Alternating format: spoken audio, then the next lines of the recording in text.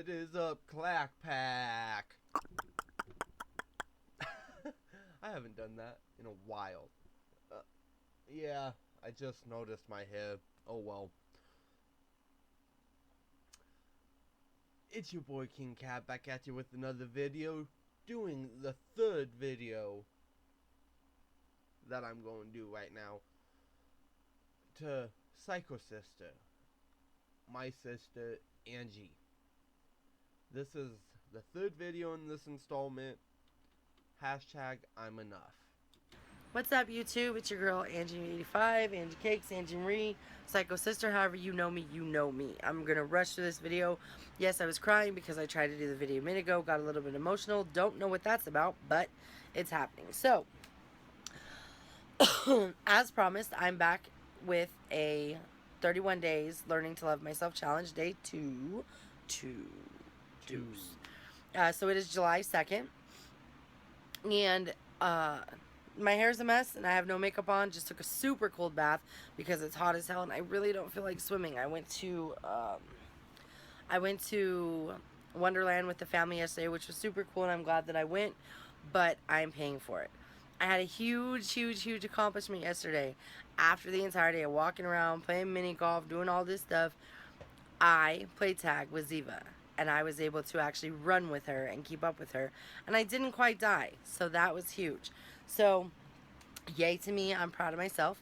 To my future self, you also had a breakthrough last night with your current guy situation versus your self-worth and what you deserve and what you don't deserve. So make sure that when you're reading this later, you go back to your journal and you read from July 1st, the night of what happened.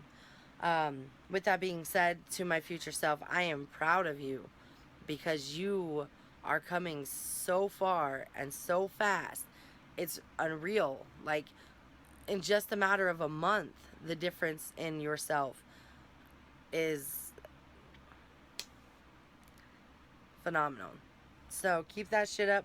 I hope when you watch this that you're doing even better, maybe a little skinnier, maybe a little bit more healthy, maybe you found a guy that'll, light up your world and not have any drama and fucking you've cut all the negativity out, whatever.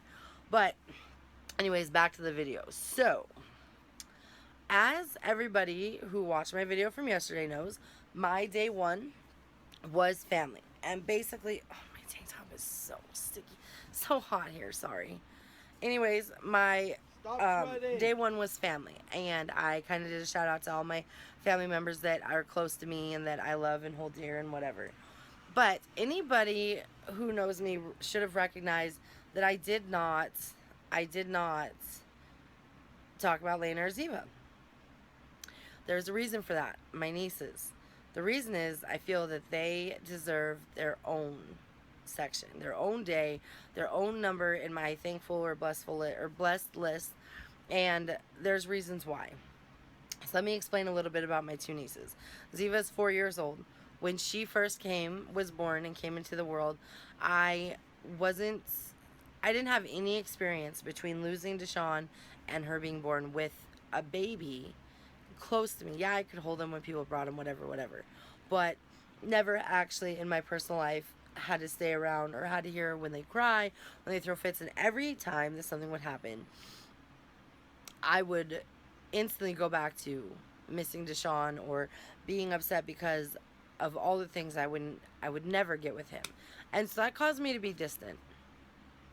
I regret it now, and I'm super thankful for my mom and Kayla and Dalton, because they were very understanding and they were very nurturing, and they helped me through it. So at some point I'm really trying not to cry. I finally grieved, and I finally did all the things that I should have done probably when Deshawn passed. And with that and the dealing with that, I was able to open my heart up, and it didn't take much of an opening. I mean, I cracked my heart just the tiniest of bits, and this little girl came flooding through. And since then, she has become such a huge part of my life. I honestly don't even know how I lived without her. Like, You know, I can go all week without seeing her, and then on the weekend, it's just like I finally see her, and she's so colorful. I guess you could say she's so like entertaining, and she's positive, and she's upbeat, and she's truthful, and she's real. And she's also the reason for change. She's the reason that I recognized that I was in such a bad place, that I literally hated myself. I hated everything about myself. I um, I was holding so much in and not telling people, not dealing with it, and I was on a dangerously unhealthy path. And one day, most people have heard this story. I took her shopping with me, which I love doing when I have lots of money because she definitely adds to the budget. Um, One day, she announced in the middle of the store that she had to use the bathroom. And it wasn't just a casual, it was like, oh my God, I have to go now. She's crossing her legs and she's doing the pee pee dance and she's, Auntie, please, I really need to go. I don't want to have an accident. And in my head, I'm thinking, I don't want you to have an accident because I didn't bring no clothes for you because I don't plan for this. So I grab her by the hand and we go running through the store. And it's not even all the way through the store. It's like 2 or 3 aisles over from produce. And we run to the bathrooms up front. When we get there, I'm so out of breath and I'm so winded that I literally feel like I'm probably going to pass out. It was so embarrassing. And I look down at her and she looks up and she says, Auntie, are you going to die? And the tone and the way she looked at me and something about that moment flipped a switch. No, no. I said to her, no, sweetheart, I'm not going to die. I'm going to be here for a long time and you're stuck with me. And on the car ride home when she fell asleep, because that's what she does, she promises me dance parties on the way home and then she falls asleep. Yeah. But she fell asleep and I'm driving home and I drive past the cemetery and I start thinking about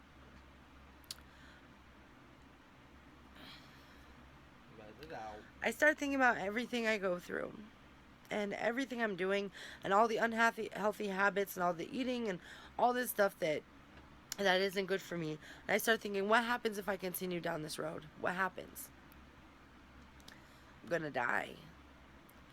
Either the self-hate will become too much and overwhelm you, or you're going to have a heart attack before you're 40. And then, as I looked at her in the rearview mirror, I said to myself, you won't see her graduate. You won't see her first boyfriend. Shit, at this rate, you might not even see her make it to kindergarten. And I told myself right then and there, I had to make changes. I had to be something better. I had to be a good role model. I mean, this little girl, she copies everything that I say and do, even if I don't want her to. She copies everything I say and do. So when she's 25, 30 years old, how is she going to view me, you know? Like, I need her, not even then, like, when she hits 10 and 11, I want to be a good role model to her. I want to be what an auntie should be, and that's not some 350-pound, I cry myself to sleep every day. I let men and friends walk all over me because I hate myself, and I don't value myself, and I basically don't give a fuck because I'm basically waiting to die. That's not what an aunt is. An aunt should be able to get up, say fuck the people who take advantage of me or play with my emotions. Fuck you. I'm better than this. Like, eventually the right people will be there because that's what I'm going to attract eventually, you know, with my positivity and stuff. But I don't ever want her to see the bad side that I've gone through. I don't ever want her to see it. And because of that little girl, I'm changing my life. I love her to death. So with the emotional shit out of the way, let's get on to the fun stuff. So she does, Ziva she's such a character. Sometimes I forget she's 4. It's really frustrating, especially when she starts actually acting like a 4-year-old, because I'm like, bro, what is wrong with you? Like, why are you throwing yourself on the ground? Like, get up. Why are you, crying over nothing? And then I have to remind myself, dude, she's 4. She's not fucking 12 or 13. She's 4. But she's so grown up. She does act like she's like 12, 13 years old. Well, more like 8 years old. She acts older than she is. and she's so witty. I guess you could say she's so smart. She's always quick with the comebacks. She's always like, the other day I'm trying to get her out of the pool. It's time to get out of the pool, and she says, I said, Ziva, are you ready to go? And she knew it was time to get out, and she says, and looks away from me, and I said, Ziva, are you ignoring me? And I said, why are you ignoring me for? And she says, I don't have any idea what you're talking about, and swims the other side of the pool. Now, understand that when it's time and she knows you're serious, she's serious, and she'll get out of the pool. This little brat turns around and smiles at me. Like, oh, really? Well, I can't just let that go, so of course I gotta go after her. And somehow she ends up with another 20, 30 minutes in the pool. Nice win, Ziva. Those are the types of things she does. She's hella smart, she's hella cute, and she's hella lovable. And when she does things, she'll come up to me randomly. Auntie, you're gorgeous. Auntie, you're so smart. Auntie, you're pretty. And these little things that come from her mouth are so uplifting. Because one, I know she's real. Like, she does not have an issue telling you anything that she thinks. Like, she's very honest. So to know that she views me in those lights is unreal. You know, here, I'm worried about impressing some man or some friend. The fuck I gotta impress them for? I got a 4-year-old girl that thinks I'm the fucking bomb.com. Like, I am the world to her. And I don't need more than that. My family loves the shit out of me. You know, my friends hold me down, so I don't need some days. no more. So this little girl is gonna change the world. I really think that. She's gonna start with her auntie. Next thing you know, she's gonna take over the world and cure cancer or something. Then you got Lena. We got Ziva Diva and Lena Bena. Lena. So you went on for 4 minutes about Lena. I mean Ziva. So now you're only going to do about 2.5 minutes for Lena. It's okay. Lena's not even 1 yet. It's just about a year. She's just getting her first teeth. And when I found out that Kayla was pregnant, my first fear was, oh my God, what if I don't love her the way that I love Ziva? I mean, how could you? I have so much love for Ziva. How do you possibly have more to give? Everybody said, don't worry, you know, you'll love him in different ways and blah, blah, blah. And I'm like, okay, bruh, I'm still scared. So Lena came along and I was camping, so I didn't get to see her right away. A couple days later, we were home and I got to hold her for the first time. And it was instant. It was an instant connection. I mean, it's not quite the same. Everybody was right. It's not the same as I have with Ziva. I'm sure that'll change as she gets older and she can go do things with us and, you know, whatever. But she also does things that are super uplifting for me. You know, I walk in the room and as soon as I look at her, she's either glaring at me like, pick me up, or she gets this little cheesy grin, like this smile on her face. It's just like, she's like, Auntie, Auntie, like she gets so excited. If she's walking around and she sees me, she'll come and hang out with me. Like, she is legit cute. And I have a feeling she's going to be just as witty, just as smart as Ziva, and we're going to have thing 1 and thing 2 on our hands. So watch out, world. Here they come. So these 2 little girls are going to hold a special place in my heart for always and always and ever and ever. And they deserve slot number 2 on my things that I'm blessed for or things that uplift me. So I'm sorry that I was so emotional in this video. Apparently, I need to watch some Lifetime or something because this ain't cool. So anyways, I'm about to go play GTA with the boys until family dinner. So until next time, I'll catch you on the flip side. Deuces. Okay. Who the heck is that? Oh, that's Angie. I didn't even recognize her.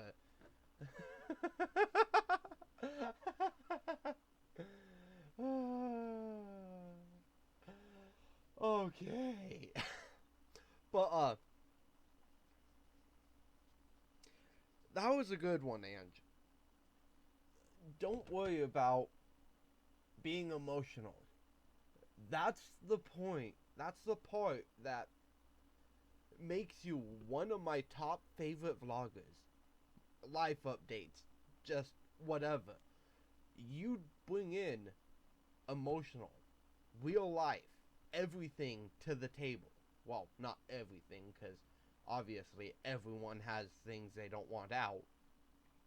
But you bring it to the table. Like, look at this, right up here. Look, you don't care.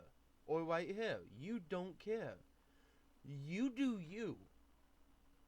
You doing these just for yourself in the future. That's how it all started out. Now you have this whole motto, I'm enough. Guess what? Keep it up. I'm enjoying watching your videos. Doesn't matter if you're happy like this or sad and crying like this.